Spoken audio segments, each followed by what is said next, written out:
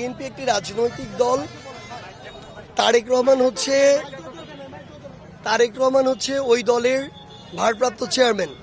তিনি অবশ্যই তার দলের অবস্থান ব্যক্ত করবেন, খুব স্বাভাবিক। ডক্টর ইউনূস হচ্ছেন অন্তর্বর্তীকালীন সরকারের প্রধান উপদেষ্টা।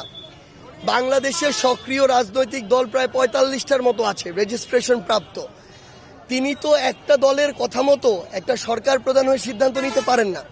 তিনি সকল রাজনৈতিক দলের মতামতের ভিত্তিতেই নিবেন এবং তিনি বলেছেন এটা জুনের মধ্যে।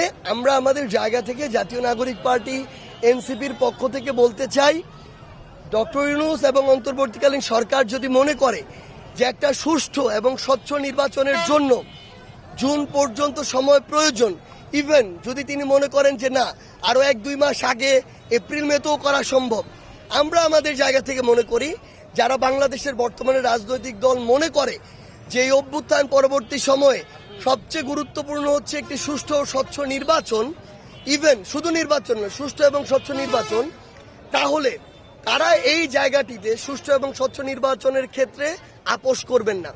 সেক্ষেত্রে আমরা মনে করি যে অন্যান্য রাজনৈতিক দলগুলোর সাথে কথা বলে তিনি এবং সামগ্রিক বিবেচনা একটা নির্বাচন হবে, সেখানে আইন শৃঙ্খলা রক্ষাকারী বাহিনী এখন ওই অবস্থা আছে কিনা, বিচার বিভাগ ততটা ফেয়ার কাজ করতে পারবে কিনা, এবং সবচেয়ে গুরুত্বপূর্ণ নির্বাচন কমিশন নিয়ে অনেক অভিযোগ আসছে। আমরা হাইকোর্ট থেকেও এরকম বিভিন্ন মন্তব্য পেয়েছি।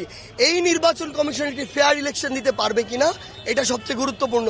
যতক্ষণ পর্যন্ত এই বিষয়গুলো নিশ্চিত না হচ্ছে, ততক্ষণ পর্যন্ত যদি টাইম ফ্রেম নিয়ে সরকারকে জোরাজুরি করা হয়, আমরা মনে করি এটা অন্যান্য যে রাজনৈতিক দলগুলো তাদের এক্ষেত্রে কোনো সমর্থন থাকবে না।